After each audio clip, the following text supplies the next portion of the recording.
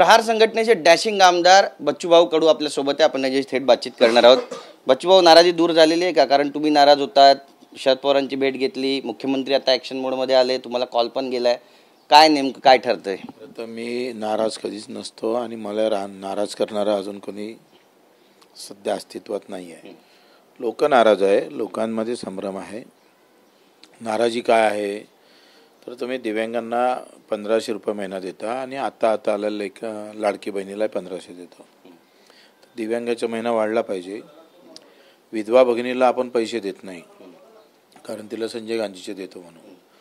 तर अशा पद्धतीचे बदल त्याच्यात होणं अपेक्षित आहे. दुसरं जे एकंदरीत शेतकऱ्याच्या कर्जमाफीचा प्रश्न असेल, शेतीमालाच्या भावाचा प्रश्न असेल, प्रकल्पग्रस्तांचा प्रश्न असेल, शेतमजुरांचा असेल, या सगळ्या संदर्भातलं आमचं एक आंदोलन होतं. आम्हाला सरकारसमोर या प्रश्नावर किती लोक एकत्र येऊ शकतं हे दाखवायचं होतं. नक्कीच. पण मुख्यमंत्र्यांनी काही वेळ दिली तुम्हाला, भेट होणार आहे त्यांची, काय मागणी करणार आहे? 11 वाजता नंतर रात्री भेटणार आहे, तेव्हा सगळं चर्चा होईल. लाडक्या बहिणीला जर पैसे दिले जात असतील तर मग दिव्यांग मंत्रालयाला निधी का दिला जात नाही, हा सगळ्यात मोठा प्रश्न आहे. त्यांचा विकास कसा होणार? हा पुऱ्या देशामध्ये आहे. देशाच्या केंद्राच्या बजेटमध्ये 5% निधी हा दिव्यांगासाठी ठेवला पाहिजे. केंद्र एक खडकू सुद्धा दिव्यांगांना देत नाही. म्हणजे संजय गांधी निराधारामध्ये आम्हाला असं वाटतं का केंद्रानं 500-600 रुपये तरी 1000 रुपये तरी दिले पाहिजे, पण केंद्र एक खडकू सुद्धा देत नाही. कायदा काय म्हणतं 2016चा का 5% निधी राज्यानं केंद्रानं खर्च करायला पाहिजे. केंद्रही 5% खर्च करत नाही आणि राज्य पण करत नाही. आणि मग निधीच खर्च करत नसाल तर मग त्या मंत्रालयाला फार उपयोग होणार नाही. नक्कीच. तुम्ही शरद पवारांची भेट घेतली, राजकीय काही चर्चा झाली का? कारण यानंतर चर्चा सुरू झाली की उद्धव ठाकरेंची पण तुम्ही भेट घेणार आहात. नाही, आम्ही या सगळ्या जे काही आमचे 17-18 मुद्दे होते त्या संदर्भात चर्चा झाली. शरद पवार साहेबांनी हे कबूल केलं का आपण भाव देऊ शकत नाही, तर राज्याच्या रोजगार हमी योजनेतून नाही 100% मजुरीचा खर्च देता येईल तर 50% तरी द्यावा. म्हणजे भाव जरी कमी झाले तर त्याचा परिणाम शेतकऱ्यावर पडणार नाही, कारण उत्पादन खर्च कमी करू. आमची नेहमीची मागणी आहे का उत्पादन तुम्हाला नफा देता येत नसेल तर उत्पादन कमी करण्यासाठी तुम्ही खरं तर काम केलं पाहिजे, का उत्पादन खर्च कमी कसा होईल. आमच्या मागणीमध्ये ते ताकद आहे. म्हणजे उत्पादन खर्च कमी होतं, उद्या नुकसान भरपाई काही झाली तर त्याचाही फटका शेतकऱ्याला फार कमी बसतं, कारण मजुरीचे पैसे MRGSमधून कव्हर होतं. तर ही सातत्यानं आम्ही मागणी करतो. यावरही चर्चा झाली. दिव्यांगाबाबतीत त्यांनी अतिशय सकारात्मक बोलले. प्रकल्पग्रस्त असेल, मजूर असेल, या सगळ्या विषयावर. युवकांच्या बाबतीत तुम्ही धोरण आणलं पण बजेटला 10 कोटीच ठेवले, त्यातले 4 कोटी मोदी साहेबाच्या कार्यक्रमातच खर्च झाले. तर हे प्रत्यक्षात युवकांना काय भेटलं? आखरी दिशाहीन युवकांसाठी हे बजेट असलं पाहिजे. त्याला दिशा कसं देता येईल याच्यासाठी काही धोरणं असले पाहिजे का नाही. देशामध्ये आज 40 ते 50% युवकांची संख्या आहे आणि युवकांच्या आत्महत्येचं प्रचंड प्रमाण वाढत चाललेलं आहे. हे सगळे महत्त्वाचे मुद्दे घेऊन, म्हणजे धर्मजातीचे झेंडे लावल्यापेक्षा मुद्द्याचे झेंडे लावून खऱ्या अर्थानं आम्ही हा मोर्चाचं आयोजन केलं होतं आणि त्यानिमित्तानं आम्ही पवार साहेबांना भेटलो. मग आता मोर्चा संदर्भात आणखी काही घडामोडी घडणार आहेत? आता आम्ही 1 सप्टेंबरला 1 किंवा 2 सप्टेंबरला आमची एक मीटिंग आहे आणि मग कशा पद्धतीनं समोर जायचं ते ठरवू. नक्कीच. मुख्यमंत्री यातून मार्ग काढतील असा विश्वास आहे तुम्हाला? मुद्दे 17-18 मुद्दे आहे, त्याच्यामध्ये काही मार्ग जर मनावर घेतलं तर निघू शकेल. तुम्ही भेट घेतली शरद पवार साहेबांची, यानंतर रवी राणांनी टीका केली. ते म्हणाले की महायुतीमधले बच्चूभाऊ कडू हे कट्टप्पा आहेत. मला असं वाटतं त्याच्यावर उत्तर देणं काही फार गरजेचं वाटत नाही. रवी राणाचा अभ्यास हे फार कमी आहे आणि त्यांचं कार्यक्षेत्र काही फार मोठं नाही आहे. ते पाठिंब्यावर निवडून येतात. आम्ही बघा पाठिंब्याचं निवडून येतोय. ते राष्ट्रवादी काँग्रेसवर 2दा आमदार झाले, आता भाजपच्या पाठिंब्यावर पुन्हा आमदार व्हावं लागेल. तर त्याच्यानं ते मला असं वाटते का ते त्याचा फार लोड घेण्यात काही अर्थ नाही आहे. पण आता पुन्हा आमदार होतील असं वाटतं, कारण ते आता म्हणतायत की नवनीत राणांचा नंबर लावला तसा माझा नंबर लावू नका, नाही तर मी निवडणूकच लढणार नाही. ते मला माहीत नाही काय कशाबद्दल म्हटलं तर. लोकसभा निवडणूक हरल्यानंतर आता त्यांनी हे विधान केलंय लाडकी बहीणच्या बाबतीत. माझं काय म्हणतं आहे का, हे पैसे जे सरकार देतं ना, हे पैसे कोणाच्या एकाच्या बजेटमधून होत नाही, कोणी घरचे पैसे खर्च करत नाही, ते आपलेच पैसे आहे. सकाळी उठल्यापासून आपण टॅक्स भरतोय, ब्रश जरी केला ना तरी टॅक्स आपण भरतो. त्या कर रूपातून भेटलेले पैसे ते कसे खर्च करायचे एवढंच फक्त आहे. म्हणजे बजेटमधला आलेला पैसा कुठं खर्च करायचा, आलेला पैसा कुठून आला, तो आमदार खासदाराच्या खिशातून आला का, तो जनतेच्या खिशातून आलेला आहे. त्याच्यानं कोणी, मला वाटतं याच्यामुळं ही इतकी चांगली योजना, अशा वक्तव्यामुळं लोकांच्या मनात संभ्रम निर्माण होऊन त्याच्याबद्दल वाईट विचार जात आहे. त्याचे उलट त्याचा परिणाम सरकारवर जास्त वाईट होत आहे. आज अमरावतीमध्ये सभा आहे, रवी राणांना निमंत्रण नाही, कसं पाहता याकडे? मला माहीत नाही, मलाही माहीत नाही. आम्हाला होतं निमंत्रण. काय वाटतं तुम्हाला? मी थेट विचारतो, तुम्ही म्हणालात नवनीत राणा हारणार, नवनीत राणा हारल्या, रवी राणा जिंकतील का विधानसभेमध्ये? त्याला वेळ आहे अजून, पुरा अभ्यास करू द्या. आता सध्या तुम्ही काय बोलणार नाही?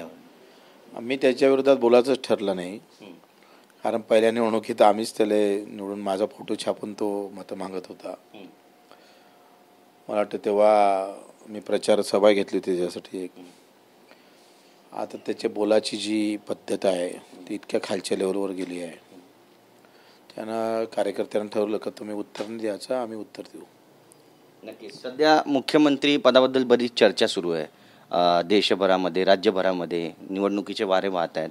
प्रत्येक पक्षाला वाटते की आमचा जो नेता आहे, प्रमुख नेता, तो मुख्यमंत्री व्हावा. तसं तुम्हाला पण कधी वाटतं की तुम्ही मुख्यमंत्री व्हायला पाहिजे? वाटायला पाहिजे, असं न वाटायचं काही कारण नाही आहे. सगळ्यांनाच वाटतंय. जो एक आमदार असतं, देवगौडाला कुठं वाटत होतं पंतप्रधान होणार, झाले ते पंतप्रधान. त्याच्यानं वाटणं हा भाग वेगळा अलग आहे आणि होणं अलग आहे. आणि मी त्याच्यावर उत्तरे पण दिलं आहे का आम्हाला मुख्यमंत्री आणि पंतप्रधानाच्या पदापेक्षा सेवकाची पद आम्हाला फार मोठं आहे. आणि एक सेवक म्हणून आम्ही जन्मभर, मरेपर्यंत आणि मेल्यानंतर पण आम्ही सेवक म्हणून उरणार आहोत. एक राजकीय पक्ष तुम्हाला विचारायचं आहे, सर्वेचा मागच्या निवडणुकीमध्ये लोकसभेमध्ये बराच फटका बसला होता, भाजपलाही बसला, तो शिंदे यांच्या शिवसेनेलाही बसला. आता पुन्हा सर्वे केले जात आहेत, या सर्वेबद्दल तुमचं मत काय? हे कसं आहे का, समुद्रातला एक लोटा घेतं आणि त्याच्याहून समुद्रात पाणी किती आहे अशातला तो प्रकार आहे. अतिशय मूर्खपणा आहे. एक तर भरपूर पैसा भेटतं आणि तुमचे न्यूज चॅनलही त्या सर्वेवर भरपूर चालतात. म्हणजे त्याचा सर्वेचं आकडे तुम्ही मतदान झाल्याबरोबर जे तुम्ही चालवता, तर ते तुमची मोठी प्रॅक्टिस आहे. ते व्यवस्थित हे जागा वाटपा संदर्भातले सर्वे आहेत, आमदारांना जागा द्यायच्या की नाही त्या संदर्भातले सर्वे केले जात आहेत प्रत्येक पक्षाकडून. तो मूर्खपणा आहे. तुम्ही एक सांगा, भावनाताईची तिकीट BJPच्या सर्वेनं म्हटल्यानंतर थांबवली, हेमंत पाटलाची पण तेच केलं आणि नाशिकच्याही गोरशेचं पण तेच झालं. मग आता भाजपवाल्यांनी सर्वे केला का हे येत नाही निवडून, आणि नवनीत राणाच्या विरोधात सगळेच जण होते, सर्वे चुकीचा होता आणि त्यांना तिकीट दिली भाजपनं. म्हणजे पक्ष शिवसेनेचा, सर्वे करणार भाजप. म्हणजे नावापुरतं पक्ष ठेवणार का तुम्ही शिल्लक? राष्ट्रवादीमध्ये तेच झालंय, भाजपनं सर्वे केला आणि सांगितलं का तुमचे हे 2 आमदार येणार नाही, एवढेच हेच घ्या, हेच मतदारसंघ घ्या. हे चुकीचं आहे ना. त्याचं स्वातंत्र्य त्याला दिलं पाहिजे. अजितदादा त्यांची जनसन्मान यात्रा निघालेली आहे आणि बारामतीमध्ये यंदा धक्कादायक निकाल लागतील असं वारंवार बोललं जातंय, कसं पाहताय? कसं आहे, निवडणुकीचं असं आतापासून काय आपण विचार करणं हे फार चुकीचं आहे. आपण 15-20 दिवस, महिनाभर चर्चा करतो आणि शेवटच्या दिवशी लोक हवा बदलून टाकतं, तुम्हाला माहीत आहे. त्याच्यानं आता तो विचार करणं, त्याच्यावर बोलणं मला तर वाटतं फार संयुक्तिक नाही आहे. एक लाडकी बहीण योजना आहे आणि या योजनेबद्दल नेते स्टेजवरच बोलतात की जर ही योजना पुढे न्यायची असेल तर आम्हाला मतदान करा, मतदान केलं नाही तर मग आम्ही कशी काय मदत करणार. रवी राणा ते म्हणाले की 1500 रुपये परत घेऊ, भाऊ म्हणून मी बोलतोय, कसं पाहता याकडे? काय होतं, शुद्ध भावना पाहिजे. शुद्ध भावना नसली तर मग असे प्रश्न विचारले जातात. ह्या संतांचा महाराष्ट्र आहे आणि मग तुम्ही अशा भावना जर मतदारामध्ये नेत असाल, आम्ही तुम्हाला 1500 खिशातून नाही देत पण सरकारमधूनच देतो, मत आम्हाला द्या, तर हे लोकशाहीचं पतन आहे. आम्ही नेहमी भाषणात म्हणत असतो का आम्ही पेशंट इथं आणला आणि त्याला दुरुस्त केलं, त्याच्यावर आम्ही रक्तदान केलं तर त्यानं आम्हाला मत मारलं पाहिजे असं काही गृहीत नाही आहे. तो त्याचा प्रश्न आहे. राजकारण हा वेगळा विषय आहे, सेवा हा वेगळा विषय आहे. सेवा आणि राजकारण जेव्हा एकत्र होतं तेव्हा त्याचा सत्यानाश होतं. तेच काही लोक करतात का सेवेची वृत्ती तुमची संपली आणि राजकीय वृत्ती वाढली आणि म्हणून तुमच्या तोंडात असे शब्द येतात, तर ते चुकीचंच आहे. आपण घरून तर काही पैसे देत नाही आहे, सरकारच्या तिजोरीतून मतं आम्हाला मारजा म्हणजे याच्यासारखा मूर्खपणा आणि याच्यावर तर गुन्हेच दाखल व्हायला पाहिजे. खरं तर कोणी असो, तुमच्या सरकारनं जाहीर केलं किंवा आमच्या सरकारनं जाहीर केलं म्हणून आम्ही त्याला असं म्हणायचं का मतं आम्हालाच लागल नाही तर योजना बंद होईल. तर कोणाचा बाप तर काही गेला नव्हता शेतात काम करायला आणि त्यानं शेतातून काम करून काही पैसे आणले नाही. ह्या ज्या भावना आहे ह्या चुकीच्या आहे. याच्यामुळं लोक मतं देणारे पण देणार नाही. म्हणजे एक प्रकारचा फार्स आहे हा आणि सरकार चुकीच्या पद्धतीने हे सगळं राबवते असं म्हणावं. सरकार म्हटल्यापेक्षा त्याच्यातले काही अति उताळूक उत्साही कार्यकर्ते, त्यांना काय झालं आणि काय करावं, दुसरं काही करता आलं नाही म्हणून आता काय असं ते प्रकार चालू आहे. त्याचे परिणाम सरकारवर पडतं ना. आता तुम्हाला आम्ही असं म्हटलं जेवण दिलं तुला आणि आता ते 2-3 पोते उचलून टाक, तर तुमच्या मनात काय भावना तयार होईल? रागच येईल ना. हे तर साहजिक आहे, नॅचरल आहे. तर हे साधं समजत नाही याचंच नवल वाटतं. पण याचे विपरीत परिणाम होतील, कारण संजय राऊत वारंवार म्हणतात की या सगळ्या योजना मतांचा एक फार्स आहे आणि हे महाविकास आघाडीचंच सरकार पुढच्या वेळी निवडून येईल. नाही, एका इकडे लाडकी बहीण म्हणायचं आणि दुसऱ्या इकडे दमदाटी द्यायचं का लाडकी बहीण म्हणून 1500 देतो आणि दमदाटी म्हणून मतं द्यावं लागेल, तर याला लाडकी बहिणीची व्याख्या ते बसत नाही. हा जो भाव आहे ना, हा भावच फार चुकीचा आहे.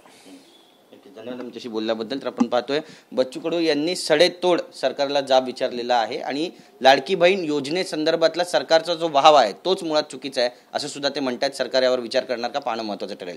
कॅमेरा पर्सन गणेश राटेसह गिरीश गायकवाड, TV9 मराठी, मुंबई.